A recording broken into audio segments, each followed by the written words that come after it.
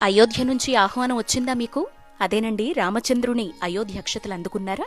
వీటిని ఏం చెయ్యాలి అనేగా మీ సందేహం? ప్రతి ఒక్కరం అయోధ్య వెళ్లలేం గనక అయోధ్య రామయ్య సూచించిన మార్గమేంటంటే తన అక్షతల ఆశీర్వాదంగా ఆహ్వానంగా భరతఖండంలో తన నామాన్ని జపించే ప్రతి ఇంటికి చేర్చమని. కశ్మీర్ టు కన్యాకుమారి వరకు ప్రతి ఇంటికి అక్షతలు రాబోతున్నాయి. ఈ అక్షతలు మన పూజా మందిరంలో జనవరి 22 సాయంత్రం అంటే రామ విగ్రహ ప్రతిష్టాపన వరకు ఉంచి పూజించుకోవాలి. ప్రతిరోజు ఇంట్లో దీపారాధన చేసుకుని శ్రీరామ జయరామ జయ జయ రామ అనేటువంటి తారక మంత్రాన్ని రోజుకి 108 సార్లు పఠించాలి.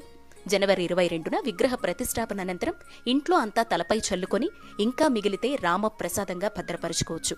అక్షతలు రానివారు చింతించకండి.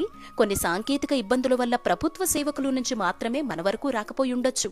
కానీ రామ ప్రియ సేవకుడు హనుమాన్ ద్వారా తన ప్రియ భక్తులెవరో రామయ్యకు తెలియదంటారా? అక్షతలు రావడం కాదు ముఖ్యం, రామయ్య తండ్రి రాజ్యస్థాపన కోసం